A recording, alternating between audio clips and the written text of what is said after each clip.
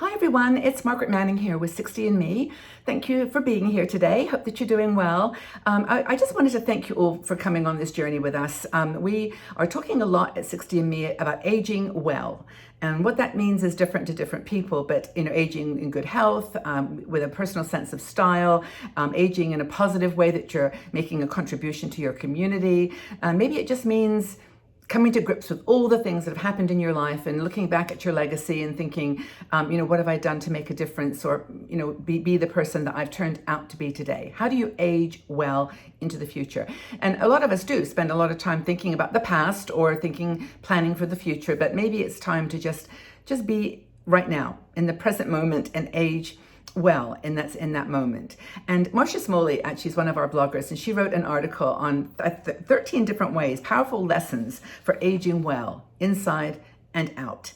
And of course, you may weight them a little bit differently. You may have a different concept of what aging well means, but we're going to talk about all kinds of ideas. Hopefully, some of them will just attach themselves to you. And by the way, I wanted to mention to you that we've been writing about aging well for 8 years now. There's so many articles on our website. We've got lots of videos here on YouTube, over 1,800 of them. So if you would love to know more about videos and articles, please subscribe to this channel. Just press that subscribe button. It doesn't cost you anything. It's free. You just do it and you can unclick it anytime. But what it does is it allows YouTube to share these videos with more people. And that's what we want, is more women around the world to join us, because we need each other. That's the truth.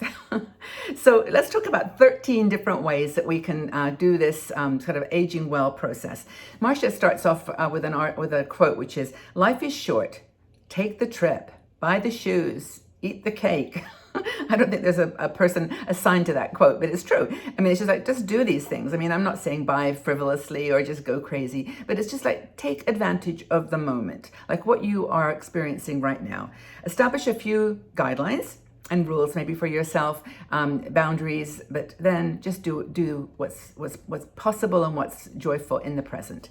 So the first thing is to choose the movement in your life. Doesn't matter whether you're dancing, exercising, Tai Chiing, yogaing, it doesn't matter what you're doing, just move. Do something. Get up in the morning, walk around the room, whatever you can do. 10,000 steps a day, yes, that's a nice goal, but you don't need to do extremes, just move. Second thing is accept, embrace, forget those last 5 pounds. It's really not important anymore. It doesn't matter whether you're going to lose those 5 pounds or not. That's not what's going to bring joy to your life. Yes, of course, we want to stay healthy. We want to eat good food, nutritious plant-based, whole food. But it's not, the 5 pounds isn't going to change your world. So just embrace them. I have. In fact, I've embraced the last 10. It's okay. It really is okay. Claim your sense of style. That's number 3. My personal sense of style is a work in progress, but I would pretty much say that the 2 words I chose to describe me 20 years ago are actually still the same 2 words, which are cultured bohemian. I love that because I love clothes that are cultured and straightforward, like this kind of top. I wear very solid colors in sort of a cool, well, actually both colors palettes. But also I love bohemian things. I love necklaces and things that are kind of funky and unusual, and I search them out. It's kind of a little mission that I go on when I travel, but you know what I'm saying, even locally. And also I've been going on Etsy a lot, because Etsy has wonderful artists who are doing, they're beautiful creative things. So jewelry, bohemian things appeal to me. Your outerwear reflects your inner self. So that's the third thing. Hire a young hairstylist. I love this idea. I have a young hairstylist. She's in her 20s, maybe 30, but she's great. And you want someone that's not going to just do what you say you want. She's going to challenge you, or he's going to challenge you a little bit. What about this? Have you tried that? We've got this interesting new hair dye product. We can do this, that. Yes, when you can get to your hairdresser. I know I'm doing this, right in the middle of a pandemic, but whatever. If you can find a young hairstylist, that's a good thing. Put yourself out there. This is the thing that is hard for us, I know, because it's easy to stay in your house, in your room, and not go out. But put yourself out there, do stuff if you can, be safe, wear your mask, or go to places where you avoid crowds, but start, a new business online. You can do these things. Everything's possible now. And in fact, technology is being sort of amplified to help us during this time. Take those first steps towards your heart's desire, your joy, your passion. Do it. Just try. You can't, I mean, if you fail, you fail, but you just have to have a go. The next thing is to spend time with people that you love. Now, it may not be possible to spend time with everybody that you love. If you're living in the UK right now, you've got 6 people that you have to choose. All over the world, they're implementing ways to stay safe and stay apart from people. So it's hard, but seek out the ones that lighten you up online, in your community. And of course, I've got to mention 60andMe. I mean, we are here. You don't have to answer respond to every article on Facebook. You don't have to read every article or watch every video, but we're here. And we're a community that you can reach out to. Also, I want to mention Patreon, because Patreon has become, in the last 6 months, a real safe place. We have about 800 women now in that group. It is a supporters group, so we ask for $3 a month or whatever you can afford. And, it's just a place where we come. I do private videos there. Recently did a tour around my studio apartment. Just things that are not for the general community, because there's so many of you, but it's just that private group. So patreon.com/60andme. I'd love to have you join us. A lot of women. We're making good friends. It's really, really cool. Focus what's in front of you. I mentioned that. Just stay right in front. Now, keep your eyes focused on the immediate situations that you can control. You can't solve everything. You're not going to invent the virus vaccine, right? It's not. You can't control that. But whatever's in front of you, just get up, show up, and make the best of it. I know that's a bit harsh, and it's like saying pull yourself together, but it's not that at all. It's just doing what you can. Handle one task at a time. Go slow. Just go slow. You don't have to change everything overnight. The other thing is to seek out only the good. Marcia has really got some great things in this article. I encourage you to read it. The link is below. But she says, seek out the good. There's so many people that are pulling towards one side or the other towards the negative. And that's kind of understandable. It's a very, very tough time in the world, not just in the United States or in Canada or United Kingdom, Australia, New Zealand, all those places that you are. It's hard. But it's so easy to draw lines black and white and to forget the colors in between, the shades. And so I would say, and I totally agree with Marcia, gravitate to the good. Even the good in the things that you don't agree with. That's the hard one.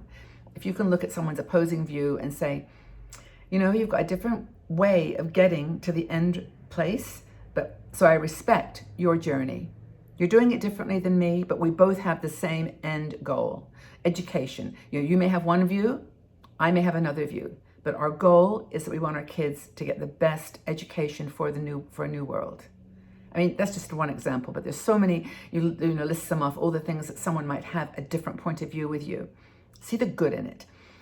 The next thing is to speak up. If you don't agree with something, you don't think it's the way forward for you, and please, no political comments on this article, please. I will ban them. I will discard them. I will delete them. I do not want any politics here. And I say this with a firm voice because I mean it. This is not the place for politics. And it's amazing how people sometimes, when I say things like speak up, they immediately gravitate to a political conversation. And that's not what I mean at all. What I mean is that we speak up for the things we believe in. If you believe in climate change issues and someone else doesn't, I'm not saying that you yell at them or you denigrate their point of view. You just speak up. You've got a point of view and it's okay. But I think I didn't mean to get off on a tangent there, but I feel so strongly about it because especially now when you're watching this video, there's going to be a tendency to do that. So release your inner artist. I think I must be at number 11 or 12 right now. Release your inner artist. Do something fun and creative and, just paint. Just paint random. You're never going to become the next great, Matisse or Picasso, but maybe you will. But just don't even make that your motivation. Just make your motivation expression, fun, creativity, okay? And finally, be a lifelong learner.